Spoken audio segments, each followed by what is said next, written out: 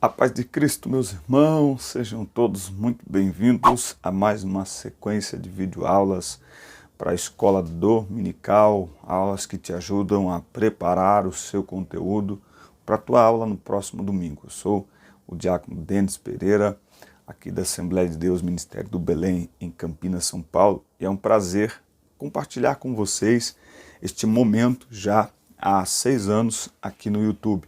Eu atuo com jovens e adolescentes há mais de 20 anos na igreja e nos últimos 6 anos estamos aqui no YouTube com as videoaulas para as classes de jovens, juvenis, adolescentes e adultos. Por isso é muito importante que você se inscreva no canal e ative o sino de notificações.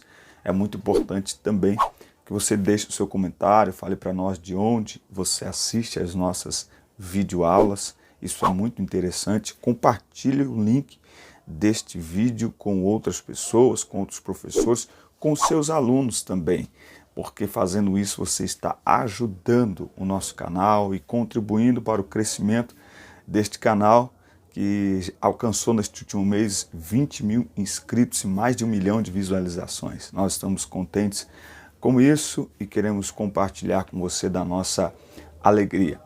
Aqui na descrição dos vídeos tem todas as minhas redes sociais, você conhece melhor minha família, o meu ministério, e tem aqui links para você entrar em grupos de professores no WhatsApp, para baixar material em PDF, para ajudar aí na sua aula, comentários, e também um link, o primeiro link é um livro, o meu primeiro livro sobre relacionamentos, baixe-o gratuitamente, tá certo? É só clicar no primeiro link. Muito bem, vamos então à lição 2 da escola dominical.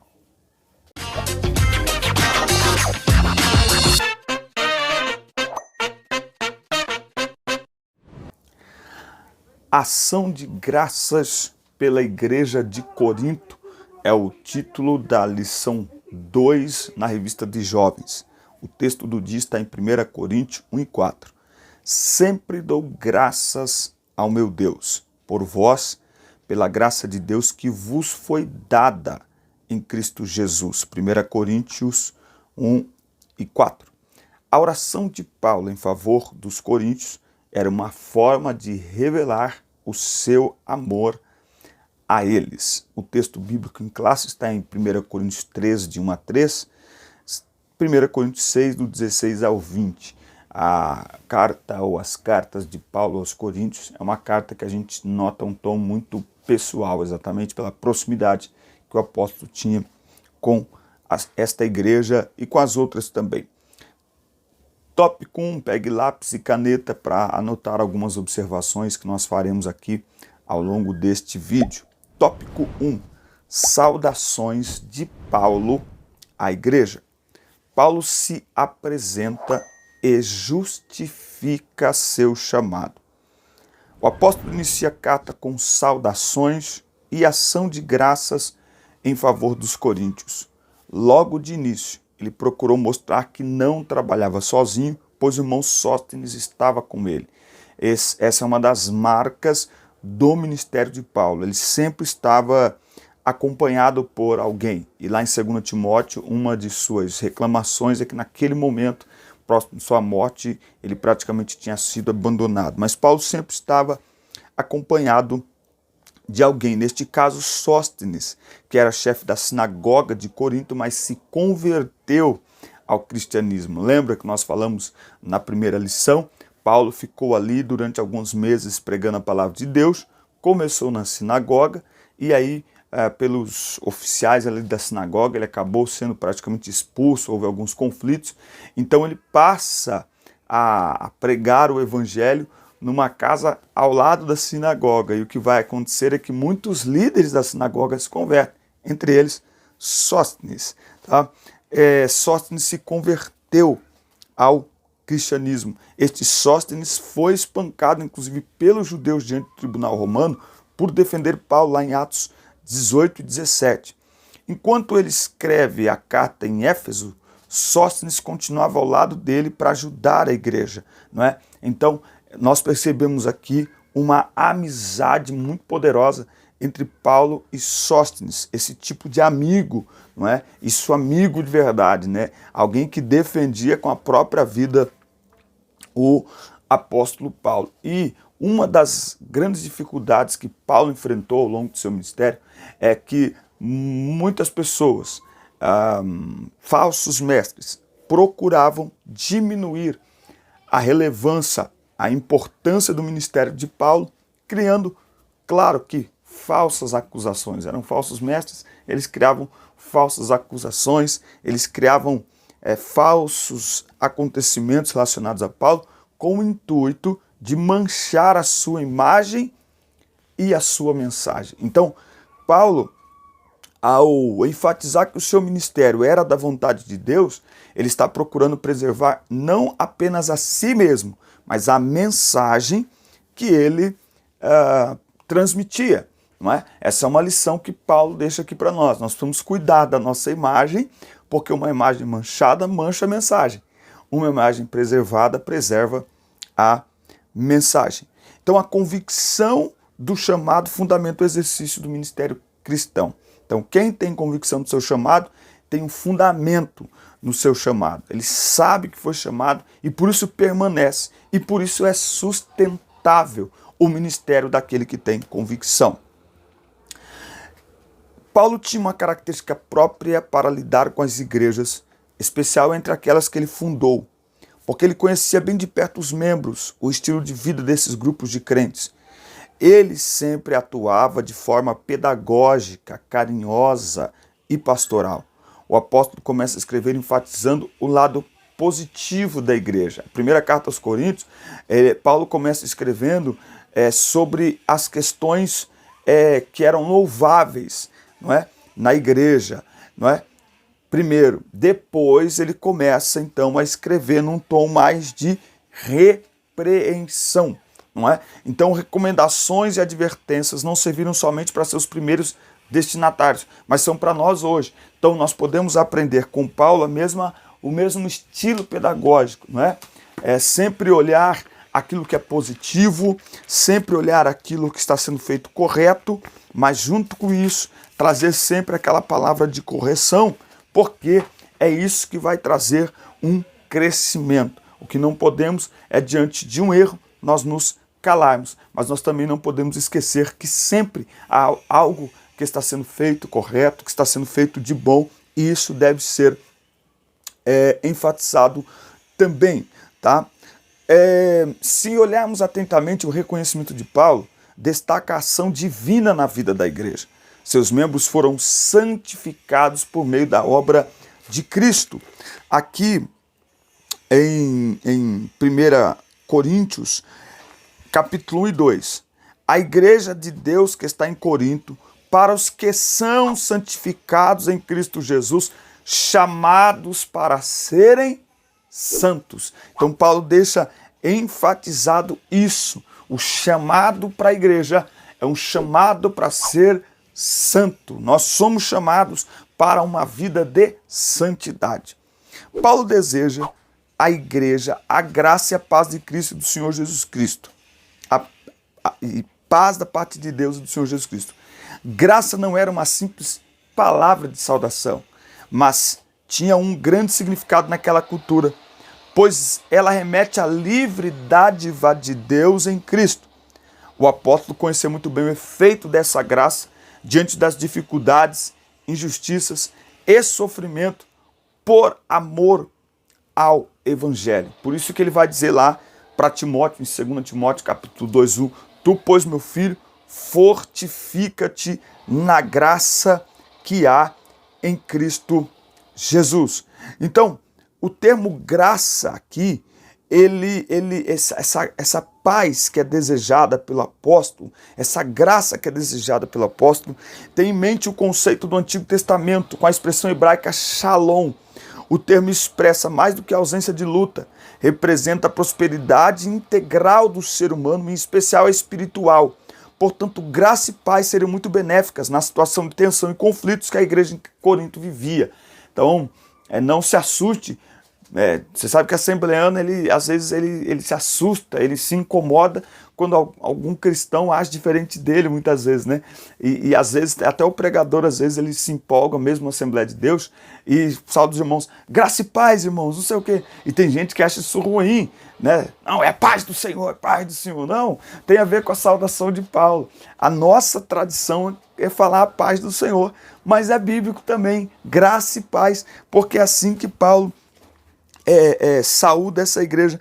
Graça seja com vós e paz de Deus, nosso Senhor Jesus Cristo. A graça é o favor imerecido, é a dádiva maravilhosa de Deus aos homens, dando vida àqueles que mereciam a morte. E a paz é a certeza de que Deus está conosco. A paz é a certeza de que o Senhor Jesus é a nossa paz. Que bênção!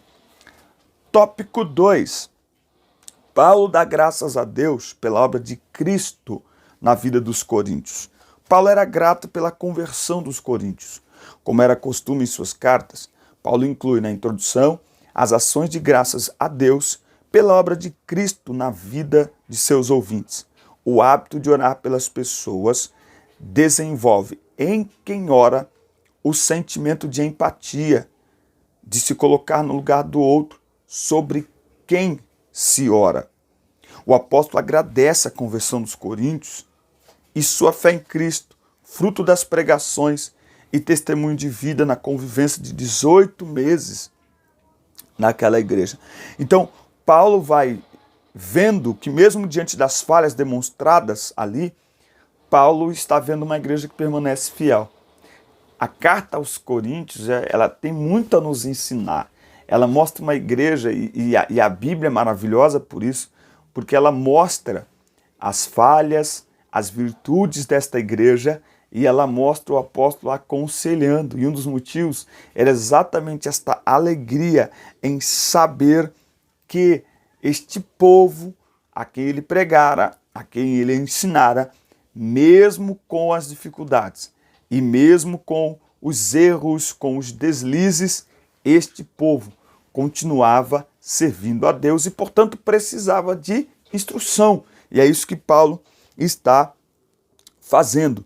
Aqui no texto bíblico ele distingue 3 pontos importantes: enriquecimento na palavra, conhecimento experiencial e testemunho de Cristo confirmado neles.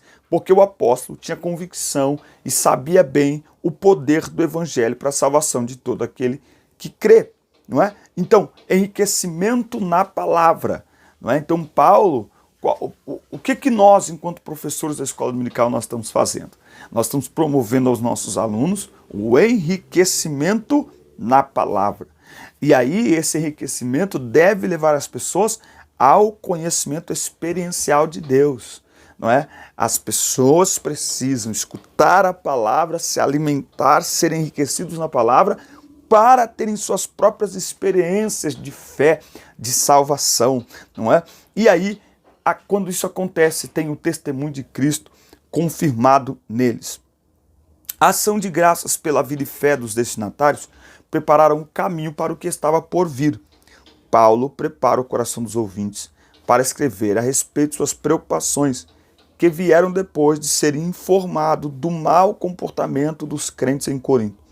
Eles ainda estavam no início da caminhada cristã e faltava-lhes maturidade espiritual. O apóstolo faz menção do dia do Senhor e da promessa do arrebatamento. Esse dia tem um significado doutrinário muito impactante. Para quem não está preparado, será um dia de juízo. Contudo, para quem está dentro da vontade de Deus, será um dia de alegria e vitória permanente. Não é? Então, Paulo, ao orientar a igreja, ele tem em mente a brevidade deste dia. E Paulo quer deixar claro, e essa é a mensagem do Evangelho, a mensagem do Evangelho é para mostrar para as pessoas que o Senhor está voltando. E, portanto, quando nós anunciamos Jesus, quando nós ensinamos as pessoas sobre Jesus, nós estamos dando a elas a oportunidade de estarem prontas ou de escolherem ficar prontas ou não pela brevidade deste dia. Então Paulo, como um pai mesmo, como um pastor, ao ver os erros que aquele povo estava cometendo, ele procurem instruí-los e corrigi-los exatamente para que estejam prontos para quando Jesus voltasse. Assim, um dos objetivos de sua carta era dissipar os conflitos e comportamentos que não condiziam com a vida cristã. Então, a palavra de Deus, ela é isso, ela é correção, ela corrige a rota, não é? Como nós precisamos disso? Uma correção na rota, não é? Porque ao longo da vida cristã, muitas vezes, nós saímos da rota. Não estou dizendo nem de abandonar, não, é seguindo para o mesmo destino, mas muitas vezes a gente tenta um atalho, a gente dá uma estacionada. Então a palavra vem exatamente para corrigir a nossa rota, para nos colocar na rota certa novamente, que é Jesus, exatamente aparando estas arestas e mostrando para nós que existem comportamentos que não condizem com a vida cristã. O apóstolo deixa claro que o Deus que os presenteou com a salvação em Jesus Cristo era fiel para guardá-los de modo irrepreensível até a vinda de Jesus. Na igreja em Corinto existiam muitas práticas que não agradavam a Deus, mas Paulo nunca desistiu. Oh glória, isso aqui é extraordinário, nem da igreja, nem dos seus membros. E esse é um fato extraordinário nesta carta de Paulo. Se nós olharmos para a igreja de Corinto, os desvios doutrinários e comportamentais que esta igreja tinha, meu Deus do céu, que igreja é essa? Mas você vê o zelo de Paulo por estes irmãos. Você vê o cuidado de Paulo com estes irmãos, nos dando uma grande lição, que a nossa alegria deve estar em restaurar, não em deletar, não em jogar fora. A maior alegria de um líder, de um professor da escola dominical, de um pastor, é em restaurar os quebrados, é levantar os caídos, é fortalecer os fracos. Essa é a nossa maior alegria.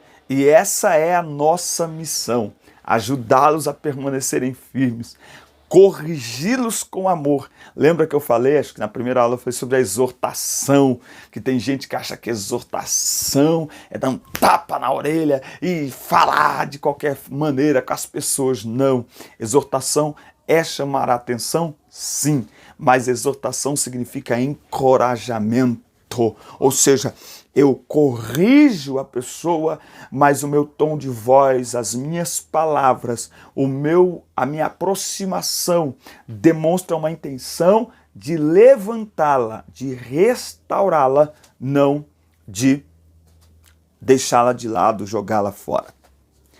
Uma igreja marcada pelos dons. Os dons espirituais, em meio à saudação aos coríntios, Paulo lembra que nenhum dom faltava à igreja. Meu Deus, hein? Mais adiante o apóstolo ensina a respeito dos dons espirituais. Ele mostra que as promessas de Deus, por meio da pregação do evangelho, estavam sendo cumpridas ali. A igreja estava cheia dos dons que são presentes de Deus. Tá? Uma das primeiras reações dos leitores das cartas aos coríntios é como Deus pôde conceder tantos dons a uma igreja carnal e com muitos problemas morais. Isso aqui é aquela pergunta que muitas pessoas fazem, né? Um desviado pode ser usado através de um dom espiritual? Ele pode ter uma revelação? Ele pode ser usado em profecia? A Bíblia, a carta de Paulo aos Coríntios, é uma demonstração que sim. Por quê? Porque dom, nós falamos na primeira aula, dom vem da palavra charis, charismata, que é a mesma palavra para graça, é a mesma. Assim como a salvação é um favor imerecido, dom, os dons espirituais são de graça e pela graça, são imerecidos, são presentes. Eles não dão testemunho do caráter de quem os possui, mas do poder de Deus e da bondade de Deus. Então a igreja aos Coríntios é a demonstração de que uma pessoa pode estar desconcertada, desviada, em pecado e ser usada por Deus através de um dom, porque isso não significa que Deus está provando a conduta dela. E o próprio Jesus, em Mateus capítulo 7, vai dizer que naquele dia muitos chegarão dizendo: eu profetizei em teu nome, é dom, fiz maravilhas em teu nome, é dom, e ele dirá: apartai-vos de mim, que eu nunca vos conheço. Isso é estranho, principalmente aos pentecostais, porque para os pentecostais a ideia que predomina é a de que as manifestações dos dons espirituais são sinônimos de espiritualidade e santidade. Agora, isso é um engano. Por quê? Porque a santidade é evidenciada pelo fruto do Espírito. Um crente verdadeiramente espiritual, verdadeiramente cheio do Espírito Santo, não é conhecido pelos dons que são dados pela graça e de graça, sem mérito algum de quem os recebe. Nossa, mas aquela pessoa ora muito, jejua muito e por isso ela tem muitos dons. Não, a oração e o jejum são os meios pelos quais nós recebemos os dons da parte de Deus e não a causa. Logo, o mérito é todo de Deus. E aí existem pessoas que manifestam algum tipo de dom, mas não têm uma vida espiritual saudável. Por isso, Jesus ordena que nós devemos conhecer as pessoas pelo fruto. Por seus frutos os conhecereis. Então, o que determina que um crente, que eu, que você, somos de fato cheios do Espírito Santo, é o fruto do Espírito. Significa uma vida guiada pelo Espírito. Significa uma vida direcionada pelo Espírito Santo. Então não existe isso, os dons não são uma demonstração de espiritualidade de quem os tem. Os dons também não são sinônimo de autopromoção. Exatamente por isso, tá certo? Se os dons fossem fossem sinais de superioridade espiritual, então as pessoas que os têm poderiam ostentar esses dons. Colocar um anel no dedo, está chegando ali aquele que tem os 9 dons. Mas esta ideia que muitas vezes está na mentalidade de muito cristão pentecostal, ela é contrária à palavra de Deus e ao conceito de dom, porque dom é um presente e tem um propósito: servir a igreja. Os dons são para servir a igreja. Os dons não é para me autopromover, os dons não é para que eu ostente a minha espiritualidade. Pelo contrário, os dons são para serviço. Então, se você não tem nenhum dom, você já é servo, porque todo cristão é chamado para servir os outros, servir a Cristo e servir a igreja. Aí Jesus te deu um dom, você já é servo 2 vezes. Aí você tem o dom da revelação, o dom da profecia, da palavra do conhecimento, 3 dons, com mais um que você já é ao aceitar Jesus, agora tu já é servo 4 vezes. Aí você ora e Jesus vê graça em você e Jesus decide dar mais uns 4 dons para ele. São 8 dons, com mais um já é 9 dons. E tome 9 vezes de trabalho, 9 vezes de serviço. Então o dom é para servir. Portanto, não cabe ostentação, não cabe autopromoção. Quem os tem não deve ostentar e a igreja não deve tornar esta pessoa uma celebridade, porque tudo que ela tem veio de Deus, veio de graça e para servir a igreja de Cristo.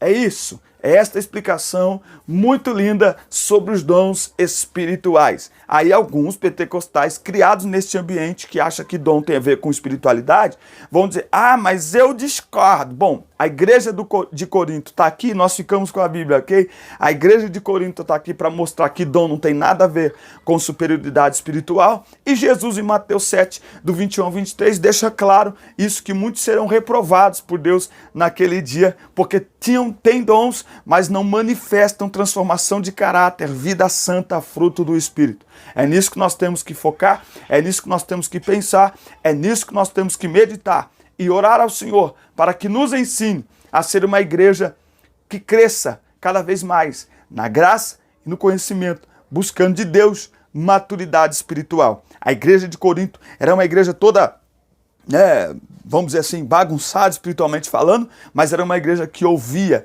a palavra de Deus, e por isso que Paulo tem esse tempo com esta igreja, envia cartas a esta igreja para que esta igreja fosse ensinada e crescesse, não é, espiritualmente de acordo com a palavra de Deus. Amém, meus irmãos? Que Deus te abençoe. Forte abraço. Assista, curta, compartilhe, inscreva-se no canal e fique atento. Tem sempre um conteúdo novo aqui no nosso canal. A próxima lição: divisões na igreja. Fique ligado. Deus abençoe.